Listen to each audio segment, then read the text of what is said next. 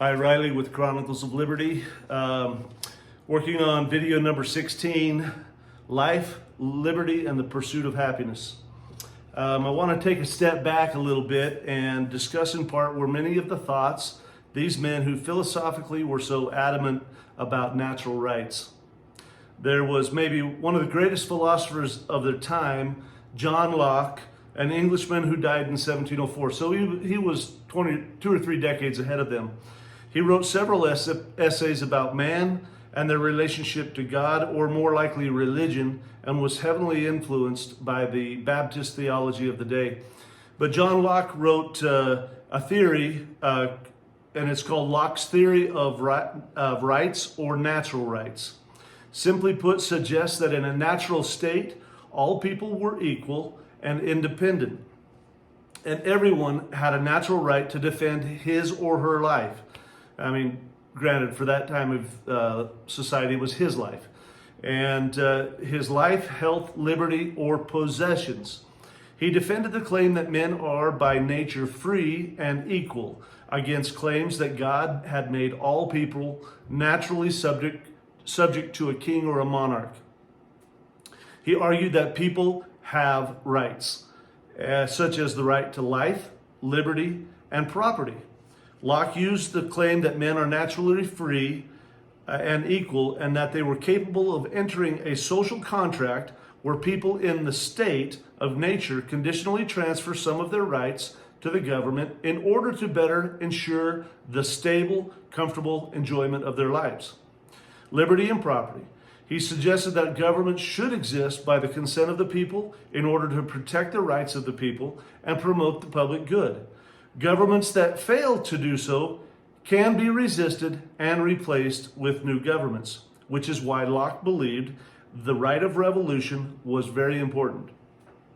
So now we jump ahead 100 years to the Declaration of Independence that states in the second paragraph, "We hold these truths to be self-evident, that all men are created equal, that they are endowed by their Creator with certain unalienable rights, that among these are life, liberty, and the pursuit of happiness. That to secure these rights, governments are instituted among men, deriving their just powers from the consent of the governed. That whenever any form of government becomes destructive of these ends, it is the right of the people to alter or to abolish it, and to institute new government, laying its foundation on such principles and organizing its powers in such form as to them shall seem most likely to affect their safety and happiness." You see the connection? So John Locke wrote a bunch of this stuff in the early essays, and 100 years later, here our founding fathers are using this very doctrine.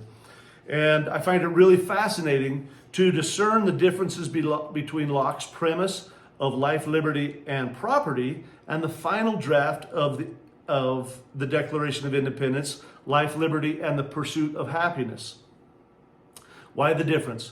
When political hacks and historian of our day would tell you that Jefferson and most of the signers of Declaration of Independence were bad men, not Christian, they all had slaves, blah, blah, blah. In this very document, being changed from property to pursuit of happiness came precisely due to the context of slavery.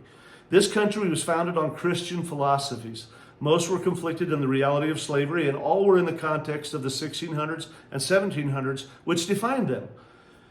Where would I rather be between 2024 now, where all white apologists or swinging from the nooses of communist and Marxist ideologies? Here in the context of pursuit of happiness, I reflect on 2 Nephi chapter 2, verse 25, which states, "Adam fell, that men might be, and men are, that they might have joy."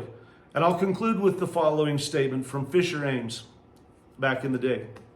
"The rights of conscience, of bearing arms, of changing the government, are declared to be inherent in the people.